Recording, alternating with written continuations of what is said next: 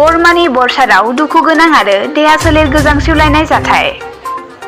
दैयाव गबनानै सानै बिदा फंबायनि जिउ खहा। ओनसोल नाङैनो बे जाथायखौ लानानै दुखुनि बार।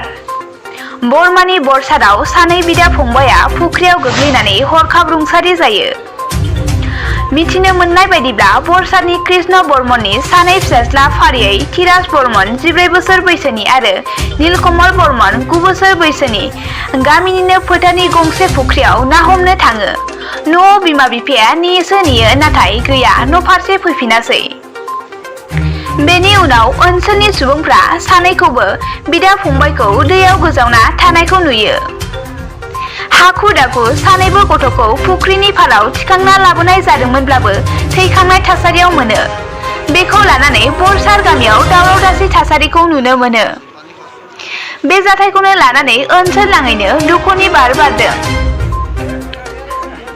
मुंख'नाय बायदि धीराज बर्मनआ 8 थाखोआव आरो नीलकमल बर्मनआ 5 थाखोआव फरायबाय दंमोन।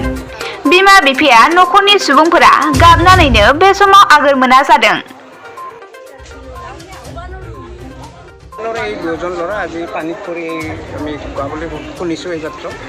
এতিয়া ইয়াতে মাছ মাৰিব গৈছিল। ডাঙৰটোৰ বয়স 15 মান হ'ব আৰু সৰুটোৰ বয়স 10-11 ভিতৰত।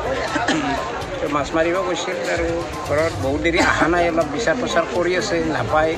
পিছত কোনোবাই দেখা পালে চাইকেল জাল এইবিলাক পাৰত আছে। তাতে দ পুখুৰী JCB দি খান্দা পুখুৰী স্পাৰ নাই ইয়াৰ, সেইকাৰণে বোধহয় পিছলি পৰি গ'ল। কি নাম আছিল? ডাঙৰ ল'ৰাটোৰ নাম ধীৰাজ বৰ্মন আৰু সৰুটোৰ নাম নীলকমল বৰ্মন। একেটা পৰিয়ালৰে। দুজনে সন্তান আছে? নহয়, আৰু আছে, ভনীয়েক এজনী, সৰু ছোৱালী এজনী আছে।